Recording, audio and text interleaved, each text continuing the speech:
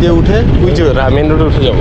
ওই যে গাড়ি আচ্ছা আচ্ছা, ওই যে বাইক যাচ্ছে। হ্যাঁ ভাই, ঠিক আছে, এক রাস্তা ভালো থাকবেন, আবার আসলে দেখা হবে। আর আপনি আমাকে ফোন দিন, ঠিক আছে? ফোন দিন, সুযোগ হইলেই ফোন দিন। ভালো লাগতো। আর আপনার কষ্ট সিগারেট লাগিয়ে দিন।